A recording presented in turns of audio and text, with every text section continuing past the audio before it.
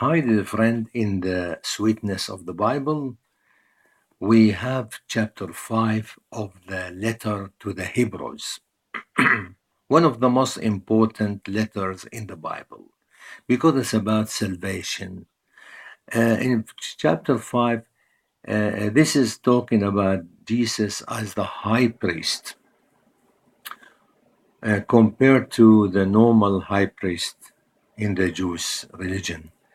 And chapter 5, we read, "For every high priest taken from among men is appointed for men in things pertaining to God,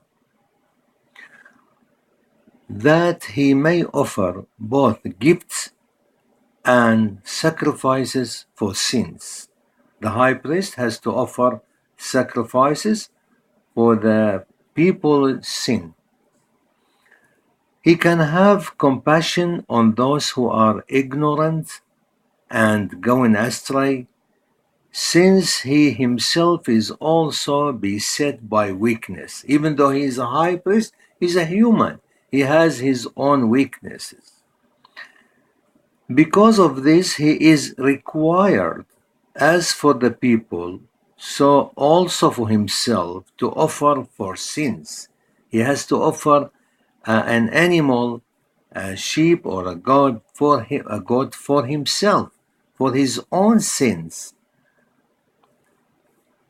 And no man takes this honor in himself, but he who is called by God, just as Aaron was. Of course, because God sanctified the Leviticus, the Levite, to become a priest, and Aaron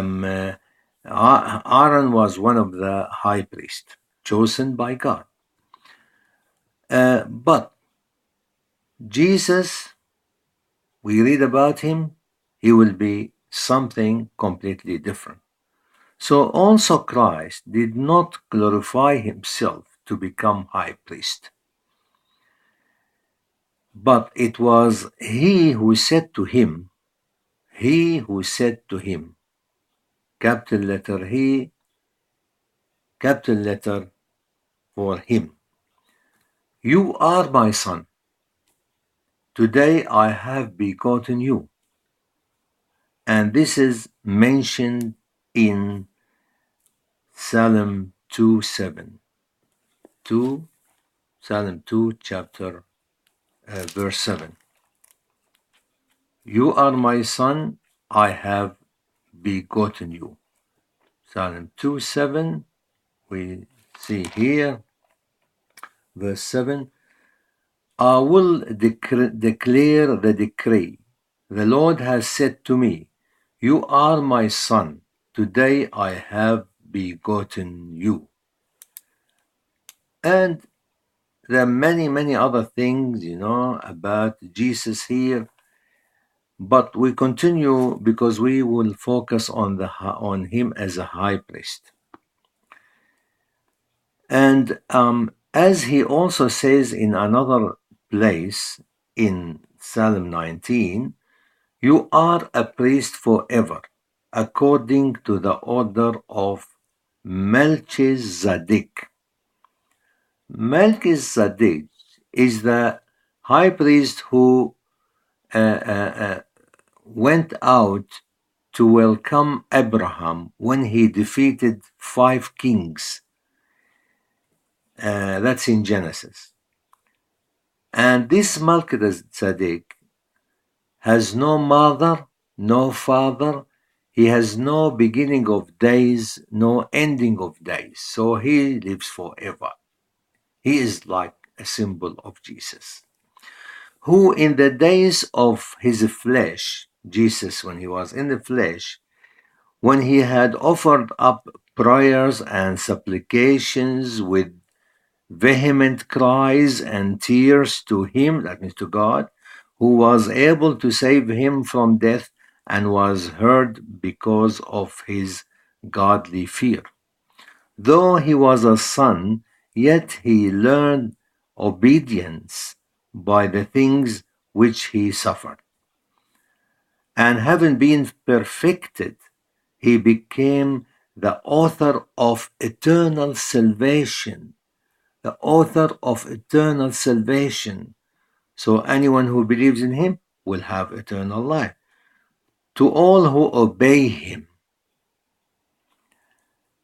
called by God as high priest according to the order of Melchizedek, like everything eternal for this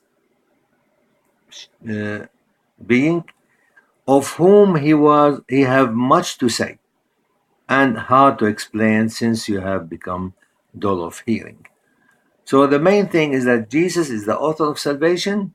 He defeated all the principalities on the cross, and he opened the door to the grace of God to be poured on anyone who believe in the work of Jesus, to be sanctified and by Jesus and anointed and become a child of God by adoption through faith only, not by work. Otherwise, someone may boast, Thank you. So.